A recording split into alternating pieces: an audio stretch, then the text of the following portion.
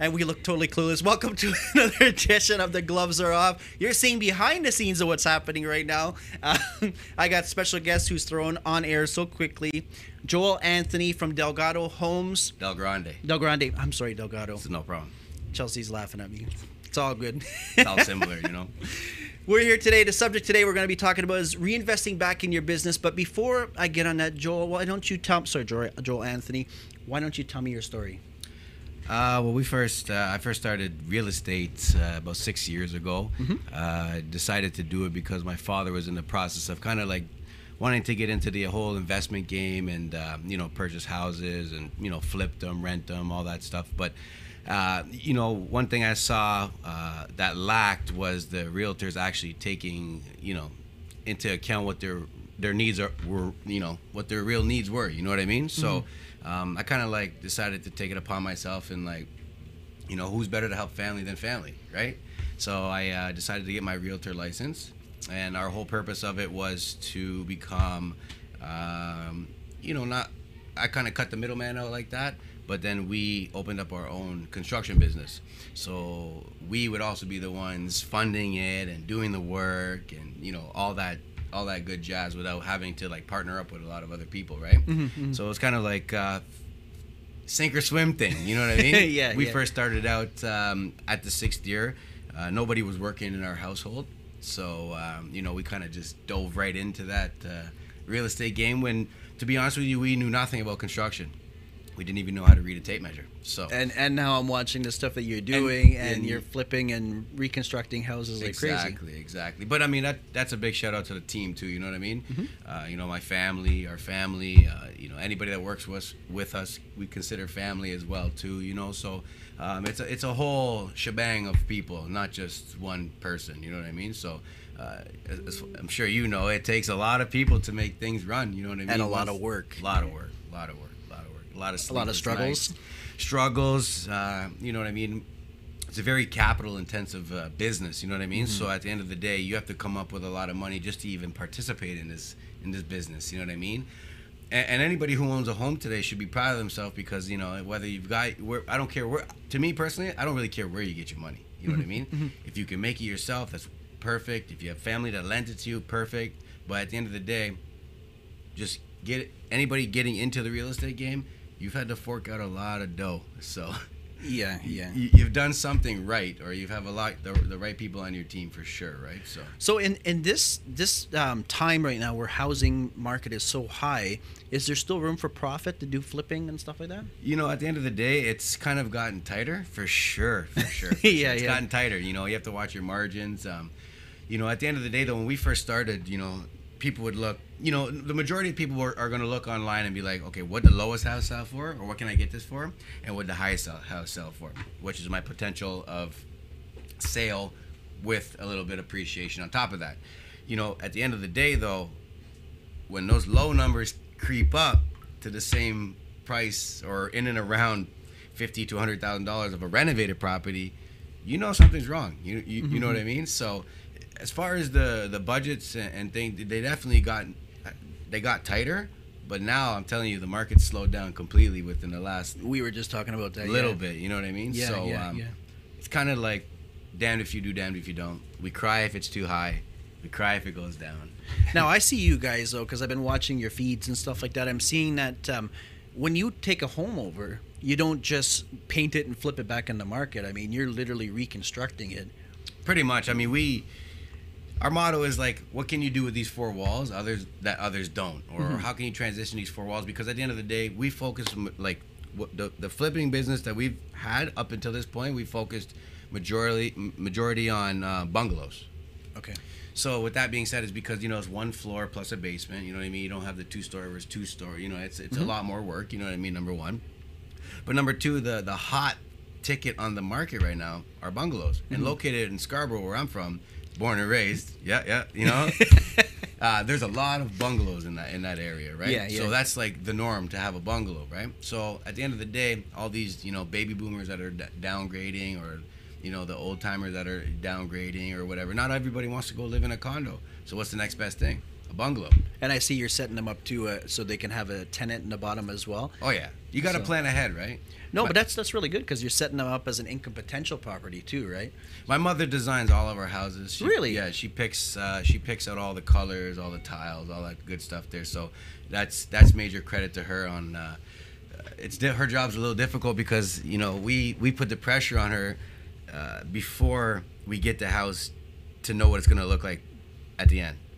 So it's a little bit of a pressure to kind of like go down in the basement and visualize on what rooms are going where. When there's already walls up or it's chopped up already into something that doesn't even make any sense, right? So she has to prepare the plans so I can get the permit submitted as soon as we, because there's a whole bunch of behind the scenes that people don't understand as well too, right? For sure. It's not just go in and tear it down and rebuild it without having proper engineer stamps and all that stuff too, right? For sure. It's a process, man. It's a process. And it's like you said, a lot of people don't see what happens behind the scenes. What are some of the biggest struggles that you deal with? It's not doesn't matter how much money you have. It's not the easiest to get a mortgage when you have like 5 homes. Right. It's very difficult to do, right? That doesn't matter how much you leverage and things like that. It's all cool. You can get money. That's not what I'm saying. But, to get the banks and things like that to support what you're doing, they don't really like you holding tons of homes, right? So that's kind of one difficult obstacle that gets in the way sometimes, and then just something that sporadic in the house that happens. Like the other day we had a leak in our house. You know what I mean? Which that was unexpected too, right? Because you had to tear things back down and restart over. So right? instead of like it just hitting that immediate area, now it's seeped down to the basement where we have to re-drive all the ceiling, and then it buckled a little bit of the hardwood floor beside it, which we're gonna replace it, like tie in with original anyways, but still it's more wood now and more, you know what I mean? It's just not what you budgeted, budgeted, you know what I right? mean? Yeah. And I guess because on the bank perspective, they know that you're going to be doing the renovations.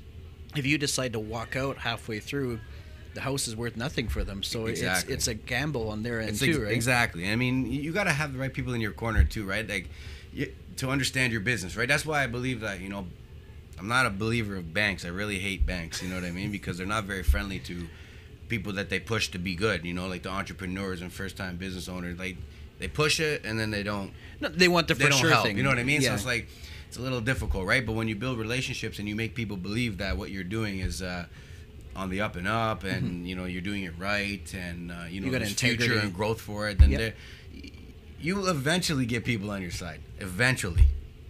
Don't stop though, because if you stop, you're never gonna get people on your side. It's true. You got to constantly refine your business as well too, right? So, there's more to a business than one person, right? So that everybody out there, majority of people, they really lack on spending money on people helping them, right? Mm-hmm. Where they try to do it all themselves, but you can't do everything yourself. You can't be everything to a business, right? So I'm thankful to have my family with us, and we kind of work as a well-oiled machine. For sure.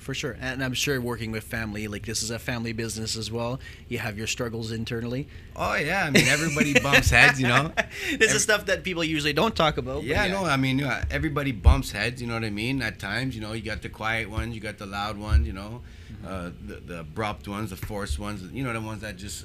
But, at the end of the day, though, I'll tell you one thing, though, no matter how much problems that we've ever had, or no matter how much drama that we've ever, come across, there's always still that one goal that we all have.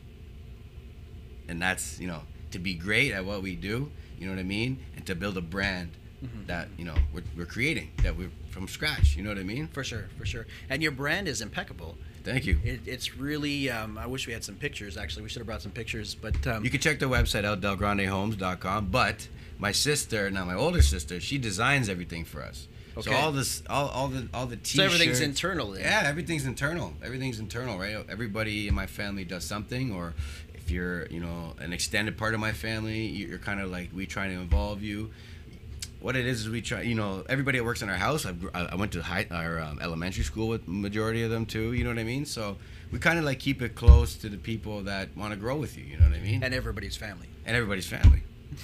We're gonna take a quick break. Chelsea's looking at me before we get to the next subject, because the subject is really important, and I don't want to cut halfway through. So let's take a quick break, and we'll be right back.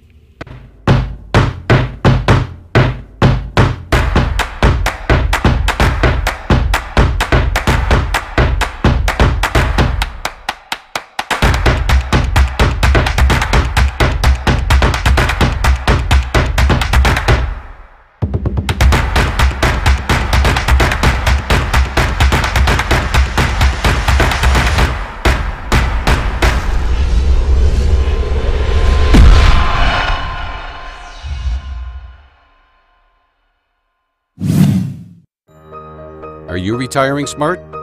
Make your home's equity work for you. With your home's equity and our 30 years of experience, the Retire Smart Properties team can help you achieve the quality of life you've always wanted. Our services are 360 degrees.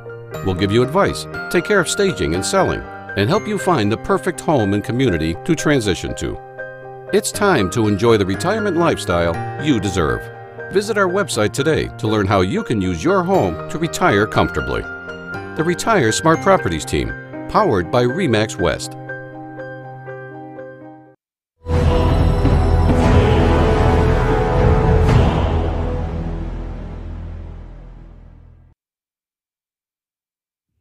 And we are back with The Gloves Are Off, the show on business and success, dreams, struggles, and victories. And today I have Joel-Anthony from DelGrande Homes live right now.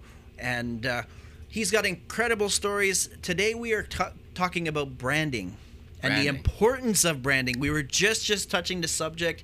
I wanted to take a quick break because we want to make sure that we get everything in. How important is branding to you? Branding is number one. I mean, he looked like that's a stupid question, right, to me and you, but to the average business owner, because one of the reasons why I reached out to you was a video that you put on Instagram Live where you were saying that a lot of business owners don't get it. When they get profit, the immediate thing that they do is they go out and spend it like a damn paycheck. Exactly. Right? Instead of putting it back in their business, and they're the same business owners that usually complain that things are bad. Exactly. I mean, at the end of the day, though, people, how can your business grow if you don't do anything for it? You know what I mean? Or invest in yourself. Exactly. So how do you get more noticeable out there without doing things to get more noticed? You know what I mean? So for sure. At the end of the day, branding is so important. I think if you want my honest opinion, I think that eventually when you've reached a point of branding, it doesn't even matter what you do anymore, to be honest with you. Yeah. It's just about that everybody wants to be affiliated with the name. You know what I mean? Think about Nikes or McDonald's or Apples. I mean, they've had their ups and downs.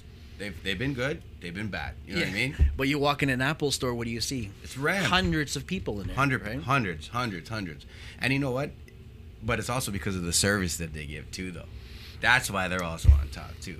But I mean, service and branding. I'm an Apple person, so I'm going to agree with it. But I just the last time I was in there. We're not sponsored by Apple. We're not sponsored by Apple. But at the end of the day, though, those are companies that you can see that put money into their company, right? So branding is more so making people feel comfortable with your company or what you do. There's tons of people I see out there that are amazing at what they do, man. Like amazing. But they got nothing backing them. Nobody knows about them. They're just one individual, right? So that tend to get lost in the world of other companies or just struggling to make it in a rat race because they don't really know how to use their talents, to the point where it's not just about the physical thing that they do. It's about branding themselves and to becoming the conglomerate that people would like to be, right? So I want to ask you this. So me as an outsider looking in at your business, I see first off your branding as digital branding is impeccable. Your trucks are completely wrapped. Yeah, thanks. And including your smaller vehicles, I guess like smart cars. Your smart cars and like that. I see your workers are wearing branded shirts. Have you ever once crossed your mind? Has it ever said to you like, "Oh, that's too much. I can't spend that money"? I'll be honest, like those T-shirts that we have, they're not your average T-shirts. Like they cost a lot of money to make because of all those special effects and everything. But we don't settle for anything less. So we won't do it unless we can do it. You know what I mean? So at the end of the day, if you're gonna give a product to somebody, you want to make sure that they're gonna be like, "Well, this was actually well thought out," right? It's more than just getting your name out there. Like if you just have that's cool too. But I mean, it's more than just that. You know what I mean? More than just putting a name or your company. It's an impression you're leaving too, right? Because you show up and you're well branded like that. Like I mean, the person that shows up in your line of work that has a beat up old truck, smokes popping out, he turns off the truck and it's still running. You know what I mean?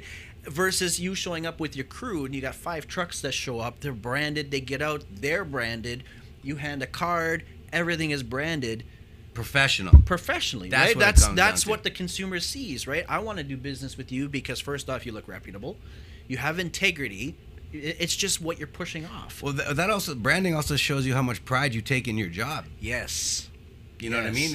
If you've you've gone into the point of creating this and that and tying it all together, it shows that you're dedicated into growing that business. For sure. Right. Sure. So, me personally, there's many established companies out there that are very good, right? But I love the underground guys that are just coming up. You know what I mean? I like giving guys chances. You know, They're the hustlers too. They're the hustlers, man. Because they want it. I love those guys, right? We love those guys because if you have the drive, let me tell you something. You can't teach drive. It's true. You can't teach energy. You know, people are who they are, right? A lackadaisical guy is gonna. You can't really train him to be somebody really boom boom. You know what I mean? For sure. So those ones that actually have that, you got to show them how to utilize it, right? Mm-hmm. Those guys tend to get in trouble a lot, though. So that's why you got to show them, right? Yeah. Come on, man. Come on. If you guys have questions, make sure you hit them up on Facebook as well. How important is association for you? You said that before we went on. Association. To be affiliated with everybody is kind of like makes people also feel comfortable with your business and the way you do business. There's a lot of shady people out there, right? So the most important people are the one thing people are always worried about is when they hire somebody new, whether it's a realtor, contractor, doesn't matter what it is. When you hire somebody new, your number one job is if you don't know, or your question is if you don't know them, are they going to do the job right? And are they going to screw me in the end, or are they going to screw me in the end? So that's the question you have to ask yourself. So when you're affiliated with other people that they know and that they can cross market you with, I guess you could say, that kind of gives them an easy feeling, right? To go with you and to not second guess your work or question your abilities or anything like that, right? So affiliation is very important. For sure, for sure. And what about association with who you hang out with? Oh, that's very important too. You know, it's come down to as you get older, you know, your parents stress it to you, you know, stay away from everybody that, you know, is bad for you or whatever. But once you get into the mindset and the mind frame of success is your only option, then you want to kind of like mingle around and be around those people with the same mentality, right? Because at the end of the day, you're only as good as the ones around you to a certain degree, right? Agreed. So you don't want to be sitting at the table with people that are constantly negative about, you know, I got to wake up to work tomorrow and I'm going to this. It's Monday. I hate Mondays. You know, like I hate my job. Thank God it's Friday. Yeah, exactly. Right? You don't want to surround yourself with that, right? Because I'll tell you right now, the world's full of that, right? Because very little love what they do, right? Very little, right? So to be able to associate yourself with those type of people that are like-minded and it doesn't even have to be in the same business. It's just driven. Like, what'd you do today, you know? And if you heard your friend or somebody close to you had a productive day, it makes you feel good to want to go out and be just as productive or more. And it's kind of like a healthy competition. You know what I mean? Yeah, you pull each other up, yeah, right? Like it's healthy competition, right? That's what it is. Everybody needs a competition, but it doesn't always have to be like it's either you or me. Teamwork, man. Teamwork. So what would you say to the entrepreneur that's out there that really wants to do it, but has friends that are those type of people that don't want to do it? You got to lose them. You got to lose them because at the end of the day, they're not going to help you. They're not going to help you get your dreams. You sound like a hero, right? I'm very blunt, so, you know. Because at the end of the day, you know, you beat around the bush, it takes more time and all that stuff, right? So if you have friends that are definitely negatively impacting you, I think that you should definitely reconsider that friend, because a friend, number one, is not gonna you know, talk you out of doing something that's only gonna benefit you down the road. Well, eventually it's growth too, right? So if you're with somebody that like you said, you know, talks about I hate Mondays, it's hump day, I can't wait for Friday, all these different things, but you're looking forward to Monday because it's like, yeah, man, I get to go back to work. Eventually you're going to have that conflict and that friction because, man, you guys just don't get along anymore. You don't get it. Yeah, nothing personal or anything like that, but it's like... Well, I'll tell you right now, your own business, if you really want to take it to the top, it definitely consumes you in the first couple of years. I mean, we're in our sixth years, and we're in our sixth year, and we're consumed. Like, yeah, that's all I do. It's just... It's not necessarily physically working, but just the wheels in your head. How do you sleep if your mind's always, like, how do you do it? You can, and especially when you're winning. Especially when you're winning, you keep like even I find that I go to bed and my head's still going. It's like, okay, let's do this, let's do that, we can do this, and you literally get exhausted from sleep, like from thinking that you finally fall asleep. Right? It's true. It's true. It's so true. So I mean, the wheels are always turning, and that's a good thing, because if you are that type of person, all you have to do now is like put it into place, because there's a lot of people that think about it. You ever get people that say you're gonna burn out? Oh yeah, all the time. My family says it all the time. You know what I say? I don't know how to slow down though, so. But see, I've heard it best from my mentor, and I use it all the time now, because I get it from friends, I get it from family. Oh, you're working too hard, you're gonna burn out. I'm like, I'm not working. Yeah. I'm doing life. I don't even feel like I'm working half the time. I'm doing life. Exactly. Like, I mean, this is my life. I enjoy it. So it's like, how can I not do it? Like, unfortunately, you got to watch what you say, but unfortunately, the people that go to work and have a job, when they come home, they forget about it, and then they sit down and watch TV or whatever. They get into alternate worlds. But as entrepreneurs and business owners, you start to get to that point where it's exciting, and you enjoy developing, and you enjoy doing these things and making an impact, that it's life. It's like working out, you see that first muscle that you haven't seen ever, you just want to keep going, keep going, keep going, keep going. It's the same thing with business. Listen, you're gonna get knocked down a lot in business. Yes. Like you're gonna get knocked down a lot. You may lose money. You know what I mean? Friends, thing, right? Family. Yeah. You try your best not to. You know what I mean? Because at the end of the day, those are the ones that kind of like family, especially. Don't try not to lose them, right? But at the end of the day, some of them need to be over there. Yeah, some of them, the ones that don't stay in the place, right? But at the end of the day, though, you must be on the path of nothing's gonna stop me. If you fail, get up, do it again. If you fail, get up, do it again. Any billionaire that's ever, or millionaire out there, they've all had tough times. They've been millionaires, then they went down to zero, you know what I mean? Almost lost everything, and they rebounded. And it's not because they had a lot of money they rebounded. They rebounded because they had the mentality that nothing's going to ever stop them. Yeah, but if you look at some of the biggest people that are out there that are multi-millionaire, billionaires, they've lost it a few times. I mean, it's a horrible example right now. Everybody hates him, but if you look at Donald Trump, how many times has he gone bankrupt? Yeah, it's true. But we only see the bankrupt. Is he really doing it for a different purpose, though? What about 50 Cent? Exactly. See? Smart. All right, we're going to pause for the cause. We got to pay some bills and take a break. And when we come back, we're going to talk about the importance of commitment in business. Keep it locked.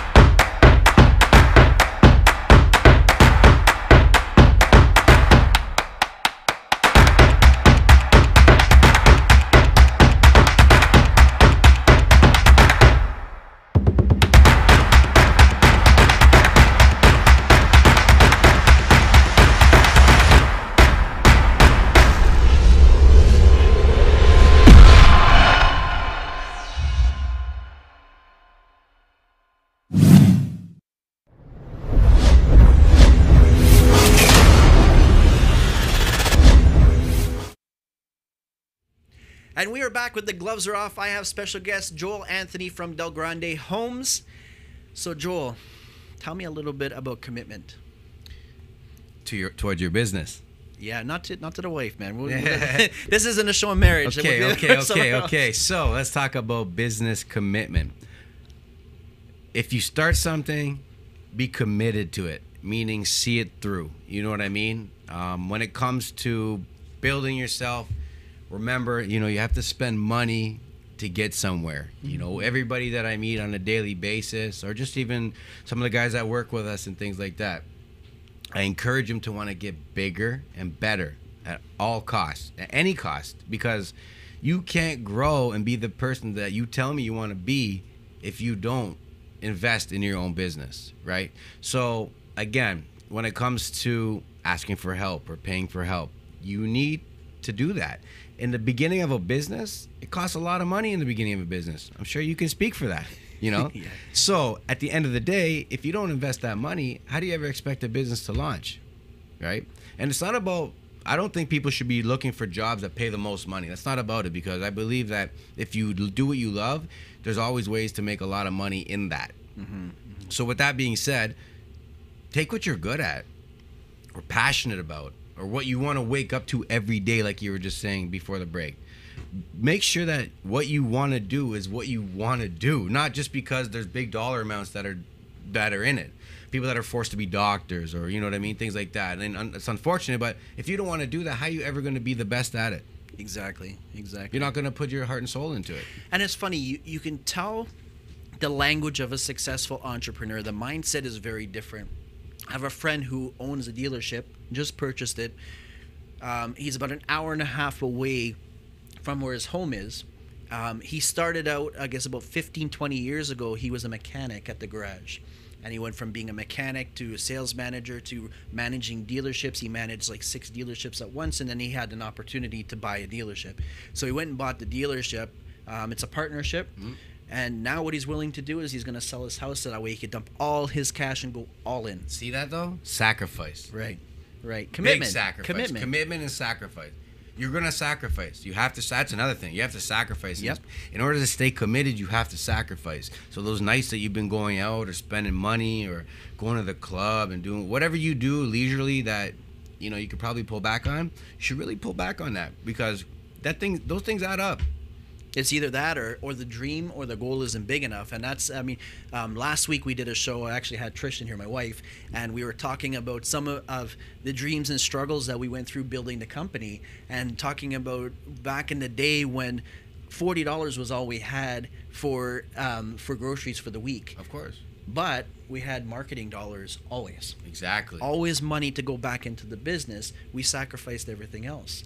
See, but that's why you've branded the way you've branded, and that's why you've maybe come faster to this point than if you didn't do that. It's true. You know what I mean? So, you know, it's all woulda, coulda, shoulda, or, you know, who knows. But at the end of the day, you definitely will position yourself better if you do it in the forefront than if you wait, because it's not nice to do it when your back's against the wall. You don't make the best decisions like that. Not everybody, right? But you know what I believe, and I think we were just talking about this on break, is putting yourself in that position where you're forced to succeed. So like a lot of people will, and we see this because we're in advertising and marketing, we'll see a lot of people that'll say, I can't afford it. I can't afford, and I'm looking at them like, but you're investing in your business. You do realize that you're investing in advertising and marketing your business. But we've always done the opposite. It's like, okay, we need that. How can we afford it? Let's do it. We'll get it, and then we'll figure out how we can make the money later. Of course. But when you do that, you're forced to go and find solutions for that money, for the finances, to go and get what you need. Yeah. To succeed. Well, you don't know if you can do it ever until you're really put in that position. It's true. That's the thing too, right? The ones that survive are the ones that last in any business. Just look at it, you know, the ones that have been doing it 20 years, 25 years. The majority of people, if they've run their business for that long, they're very successful at what they do, right? What's your thoughts on scarcity mentality? The which? Scarcity mentality. Which is? Where they're so focused on the little bit that they have that they can't focus on what they could have. At the end of the day, you got to broaden your horizon. And again, to have that little dollar amount to hold on to when you could really spend that dollar amount and make it bigger. But that's why, let's not go into this, but I mean, that's why I believe the government really, you know what I mean? They kind of like install in our mind of how we should really conduct our life, right? So that's a whole different thing. But a lot of people, it all comes with risk, right? Everything's risk, right? People try to do the most calculated risk, but the calculated risk that majority of people do, there's really no risk, because there's actually big risk, because if you just settle for what you're doing at that moment in time, what happens if that goes away? Because no job is safe anymore, I'll tell you that right now. Especially this day and age. Yeah, union, no union, I don't care. No job is safe. It's true. It's true. What type of mentors do you have? My father's been a big mentor to everybody in our family, because, you know, like 4 kids, he was the only one working in the house ever. My mother was a stay-at-home mom. She took very good care of us, while my dad went to go work 14 hours a day. You know what I mean? My dad is also visually impaired, so he's blind. Okay. Yeah, so, you know, the hustle that he's shown us with no government grants or loans, or never lived on, you know what I mean? Like, he never asked for assistance. He's just I had to do it. You know, how else are you going to provide for your family of four? Well, 4 kids with a wife So and do you yourself. think he instilled all your work ethic? Oh, for sure. That and sports. I played high competitive baseball down in the States. Really? Yeah, so I went to school down there and stuff. Yeah, so I played Division I baseball and scholarships and things like that. Okay. So I've been playing baseball, not anymore, but I played since I was 5. So I'll be honest with you, between the way that I saw him hustle and the teamwork atmosphere that I've learned how to, because in sports the highest is winning a championship, right? It has nothing to do with money, right? So what I saw, what you had to do as a team, and that's like 30 people you got to like do this together with. For sure. You know what I mean? So if you can do that collectively and make it far with that many people, 6 is easy, man. You know what I mean? So the ethics that you learned with the baseball, you actually learned to work with a team, how to collaborate. That's teamwork. That's why we do it. Teamwork. Big family. It's played sports. My brother's played sports. Everybody's played sports. But it's the teamwork mentality, right? It's team effort. It's not one. It's everybody, collective. So it's interesting working with you. Yeah. Hey, it's fun, man. You know, it's fun working with us. You can ask anybody. That's why I invite anybody. If you know, our doors are always welcome on site to open up. You know, come on in. If you visit us on site, you get a shirt. You know, so should have brought you on. Forgot about that. It's okay, man. It's all good. You'll be back here. Don't worry. Don't worry. So what type of environment do you provide for your employees? We want to make it feel like it's not work for them either, to be honest with you. We want to make them feel like it's their project just as much as ours. Okay. You know what I mean? I want them. We try and preach that. Take care of it as if it was yours. If you see something that you wouldn't like in your home, then fix it. Tell us. Make us aware. Let's sit down collectively, figure out how we can fix it. But it's got to be fun, right? No yelling, no screaming, no cursing each other in a bad way. You know what I mean? Come on, man.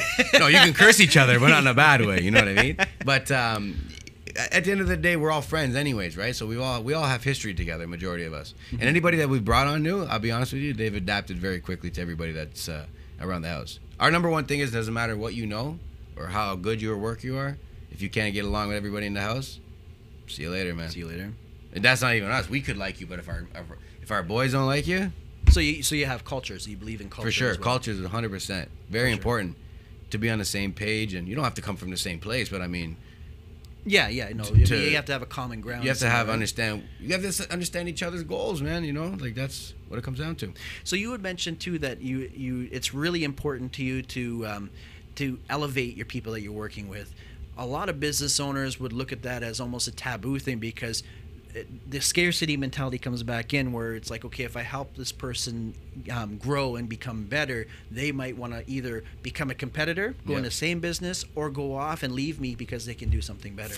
I mean, don't get me wrong. That's always something that you don't want to like deal with if you've been with you for a long time. But I mean, how could any of us want somebody to do bad? Then it'd be totally against what we And you preach. can't stop people You know what either, I mean? right? No, Yeah. I mean, Either way, they're going to leave. they're going to leave regardless. So I'm going to support them, right? But at the end of the day, it's hard to find another environment like us. That's the difference. And not everybody that becomes good like that can go run their own business. So You hear that, Chelsea? So you got to stay here. see that? Stay here forever.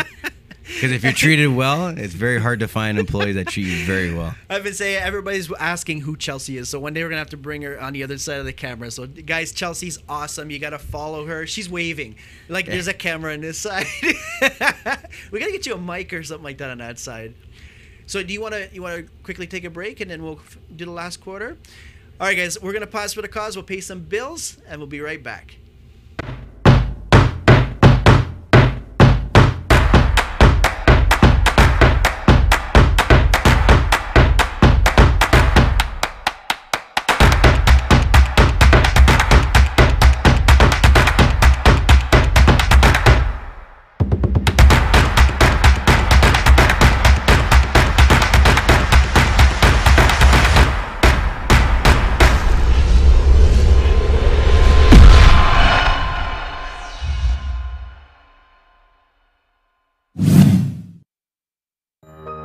Are you retiring smart?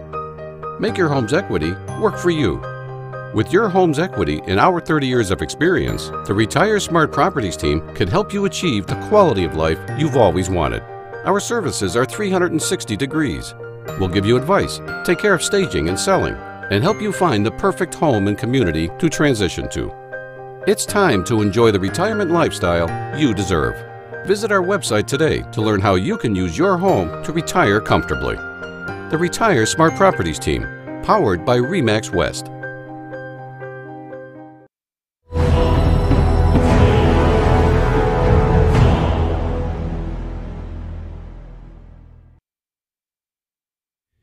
All right, and we are back with The Gloves Are Off, the show on business and success. And if you guys have any questions, make sure you hit us up either in the comment box on YouTube or in Facebook as well. We are sitting here with, I never even asked your position. Are you a homeowner? Are you a homeowner? Are you a business owner? Yeah, I am a business owner. Yeah, well, it's a family-run business. Yes. We have Joel-Anthony from DelGrande Homes. I keep going to say Delgado.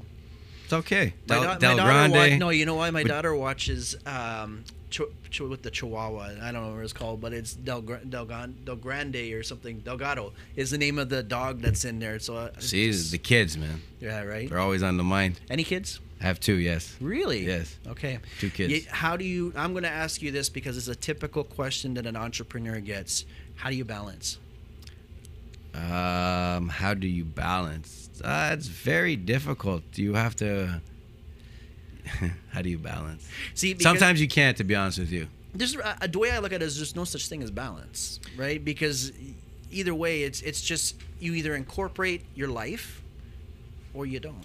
The one thing I tell people is this when they ask me that question is, you know, and I see it. You know, I don't have a 9 to 5, so I can't just go home and like when 5 o'clock hits, I get home at 6:30 or whatever the case may be. I can't just kick my feet up and like have the night to do whatever. No, and like this business, nice. Yeah, it'd be nice, but I mean this business is the guys in the house. We work like 8 to 5. You know what I mean? But you know, being a homeowner is my brother and I, and majority of my brother and I if we have to stay back and deal with guys, we got to do that. Or if there's other appointments, or if other guys can only come at 7, 8 o'clock at night, you know, that's hard too. But I'm also a realtor, so now I don't really source out clients and things like that. So I'm not like I'm not slammed on that aspect of things. But when I have people that I decide to take on, it's definitely very time consuming. Very time consuming. So where do you guys normally focus when you guys do your homes? Is it mainly in the Scarborough, Toronto area, or because I seen you were in Pickering not too long ago too? So well, I'm always looking. I mean, I don't shy away from anywhere. I try and stay in the East End. You know, okay. The West End is a little far.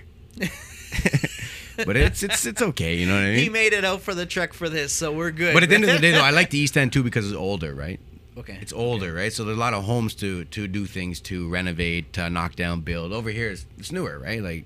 So what do you focus on mainly? Is it like bank repossessed homes or? There's not really many of those yet. You know what I mean? Not until these mortgage rules change and things like that even more. But it's just normally on the market because of what we do now and the affiliations I have with all these other realtors out there. I really don't even have to like go and like get listings because I have realtors bringing all the listings to me. Whether they, you know, because not everybody wants open houses and not everybody wants to put a house on the market. Yeah. You know, you don't. But if you know a realtor that knows a realtor that buys houses all the time, I'm an easy sale, right? So I got people bringing it to me now and things like that too. So it's kind of like I got a lot. You know, there's a lot of everybody working together. So where's DelGrande in 5 years from now?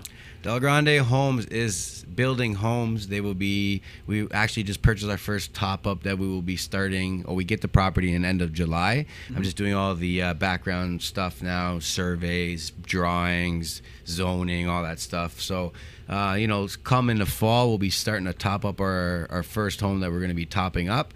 And then, so when you say top up, what do you mean by it's going to be it's a bungalow basically that you chop off the top and you add another story, plus you can blow it out in the back, right? So that's what we'll do. We'll probably take a 1,000 square foot bungalow and turn it into a 2,200, 2,300 square foot bungalow. And then eventually what we'd like to do is like, you know, start getting lots and subdividing them and build 2 houses on one lot and then bigger and bigger and bigger, right? Okay. So capital intensive. So are you going into developments then? Is that what you? Yes, developments. Developments is what we do. You know, that's what we love. Construction is what we love. You know what I mean? So if we can create products that others aren't, I guess you could say, like, because I see so many builders out there, there's a lot of cookie cutter stuff, right? And we're not fans of that at all. That's why we like bungalows, because the bungalows were all built very different, side by side, right? we don't want to go and obviously it's affordability levels and things like that too. But I don't want to go in there and just look at cookie cutter things of what we develop. So if we have to like bring it back and do like boutique things of like 6 units instead of creating like a massive 40 units that look the same, then that's kind of like the direction that I think that we like to do. Okay. We're custom, man. That's what we like, you know? Yeah. So you said that. So your background is realty, Yes. and you have a sister that does your branding, Yes, correct. and your mother does. She does the designs. The design inside. Yeah. Who takes care of the construction? Well, my brother and I are always on site, right? On site. On site. So My brother-in-law is also part of our business as well, too. Okay. He kind of runs the sites as well with us. My father, he does he books all the appointments and things like that. And then, So whose idea was it to pull everybody's resources together? well, that was me, my dad, and my brother. Okay. And my mom, Okay. we just leaped, you know what I mean? For sure. That was our goal, right? To build something that we can all be a part of. So looking at where you guys are now and looking back, what was probably one of the biggest struggles you ever went through? The biggest struggles. Probably, well, there's 2 big struggles. Number one was when we first bought our first house, nobody's working. Okay. It kind of hit, I lost, quick. When I got back from school, I lost, I worked 2 years for Toronto Hydro under a contract, right? Yep. So you only stay there if they renew your contract. I was very loyal to those guys and spent 2 years of never missing a day, and they let me go on the 2nd anniversary of me being there. A month before we closed our first property, right? So I was the only one banking on bringing the money into the house at that time, right? So when we lost it, that was kind of, holy crap, what are we going to do now? You know what I mean? And your first initiation And that's of being when- an entrepreneur. And that was our first, well, my dad has been an entrepreneur, but that was like our first, my Yeah. brother and I's first endeavor in being an entrepreneur, where we had just as much on the line as my dad, you know what I mean? So, but that's when we had to hire a contractor. We weren't the contractors the very first house. So we had a friend, again, that would kind of did our house for us, and we learned like that. But then the second house came, and that's when my brother and I and my brother-in-law, it was just 3 of us, and we did the whole house pretty much ourselves, with a little bit of help here and there, but we just took it on ourselves. My brother and I knew nothing. My brother-in-law has like 7-8 years experience in it, so he kind of like taught my brother and I, and this is where we are today. Wow. So how did you guys get past your first stumbling block, like when that happened? Because I mean, I could just picture, because I mean, as an entrepreneur, you can never predict what could happen. Yeah, especially in the real estate market. It's different. I mean, I think it's fair to say in any market, right? Because I mean, when you're creating the magic, shit's always going to happen. Oh yeah. Stuff's always going to come at you. Oh, yeah. So how'd you guys get through it? Looking back at it now, meetings. it's probably like, oh, it's a piece of cake, Yeah, right? well, meetings and being on the same page. That's important, right? Because in those tough times, I mean, people get antsy and they get very back up, because no matter if it's all of our fault collectively together, or not even a fault, but no matter if we're all in it collectively together, you always have your backup, like, or somebody would be like, I told you so, or this or that. You know what I mean? Or But what you really, they're always there. Those people are always there for the perfect time, right? Exactly, right? But at the end of the day, though, we had a goal. Like we said, you have to know when to call it quits and pull the plug too. Sometimes on certain Projects, endeavors and yeah. things like that. So, luckily we escaped, and we're here today, still learning, man. Nothing. You're not perfect. You're never perfect. I don't think you're ever perfect. Not in business. For sure. You can be perfect as an individual, but not in business. The dating show has just started. You know? Hey, ding, ding, ding. How many hours a day or you usually put in, or per week? At least from, like I said, we're at the house from 8 to 5, and then afterwards, there's other things to do, whether it's meetings or we started doing work for others now too. So sometimes I have quotes to go do, or my brother got quotes, or I got the real estate thing, people looking for houses, or we're looking for houses. And what do you do when you don't feel like doing that stuff? Because at some point as an entrepreneur, we always get to like, man, I'm tired. I don't feel like doing it. Oh yeah, but I don't know, man. I just keep pushing, to be honest with you. I don't really ever like anybody that knows me. I don't really chill like that. Yeah. Sometimes I'll go out in the night or something like that with some friends or whatever, but nothing like major. And start your morning rough.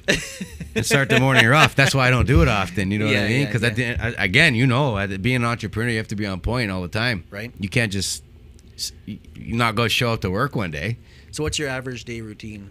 Average day, we're waking up, get ready, do whatever kind of paperwork I got to do before I leave the house, get to the site for 8. My brother and I kind of like lay out my brother's running the projects right now, so he lays out the chores of whatever we all got to establish. After at the end of the day, we go home. If there's things to be done for the next day, we kind of like talk about that. Or right now, like, because we got another house, so we're gonna have to like flip flop the houses now, right? So it's very business related, to be honest with you. I mean, we have kids too, right? So we have to find time for the kids. How old are your kids? I have a almost 4-year-old and a 3-month-year-old, almost 4 months. Okay. Yeah, okay. So fairly new. My brother's got a 7-year-old, and my younger sister's got 2 kids. So there's a lot of us, man. There's a lot of us.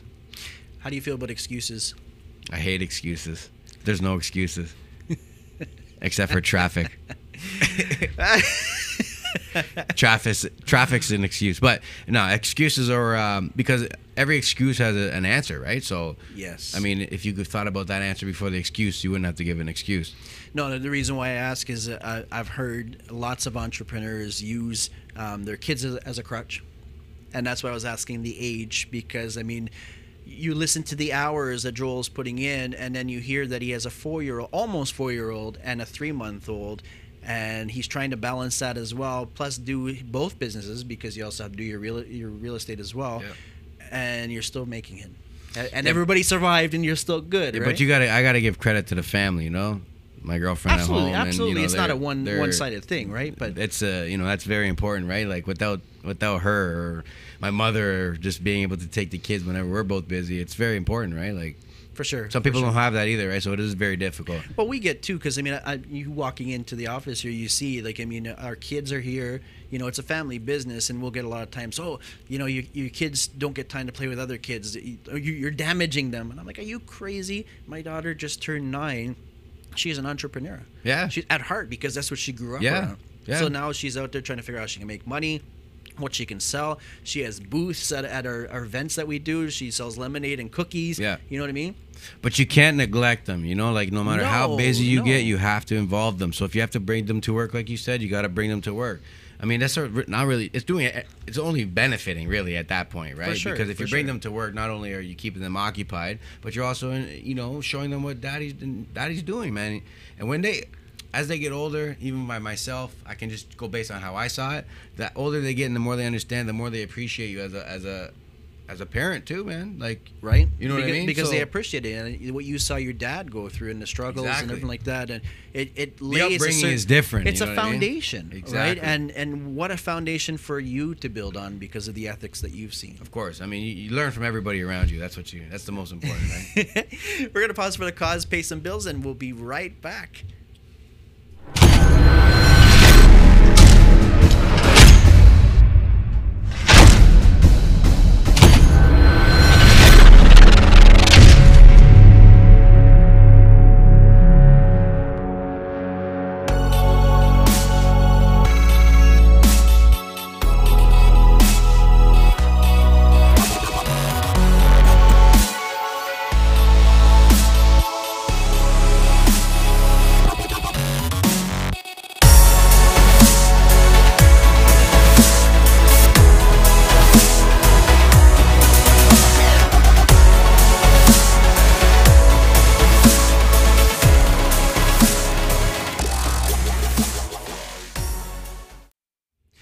And we are back with The Gloves Are Off with Grant Browning.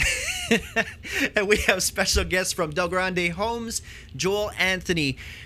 We spoke, if you just tuned in, we spoke. You don't have to learn English to be able to speak on a mic. No. Bespoke. Anyways, we covered the subject of the importance of marketing and reinvesting in your business. We covered a lot of things. One of the most important things that I got out of it was being committed to your business, as well as eliminating excuses. Correct. What's some of your last advice that you can give an entrepreneur that's out there that might be, a millennial or halfway through just getting into business, and they have all these struggles that are ahead of them? What type of advice can you give them? It sounds cliche, but never give up. You know what I mean? Like, the philosophy that I've always taken is, like, if you knock on 100 doors, one's got to answer. You know what I mean? So persistence. Persistence is key. Take if you like video games and you're persistent to get that video game when it comes out on the market that day, well, channel that into something else that's gonna make you money. Actually, you know what I mean? Be that excited about getting something going with yourself, right? And if you think life's gonna be all roses, it's never gonna be roses. Whether it's business, relationship, families, if you can't survive being knocked down a couple times, then you've already failed. You know what I mean? So give yourself the pat on the back. Give yourself the benefit of the doubt. And if you really want to do it, no excuses, do it. So there you have it. How can people follow you? You can hit me up. Biggest platform for us is DelGrande Homes on Instagram. You can also follow our website, delgrandehomes.com. A lot of our projects on there. And, but Instagram is the big one for us for sure. And then from Instagram, you can follow on Facebook and all that stuff too. But Instagram's the daily routine, behind the scenes of DelGrande Homes, shows you everything, shows you the life of the family. So hit me up there. Nice. We got a real life Sopranos going on here. Hey. The way you're making it sound, right? Hey. Thanks for tuning in. Be sure to hit the subscribe button so you can get your notifications. We'll see you next week. Enjoy the long weekend. It's Canada Day, and we'll be done for now. Happy Canada Day.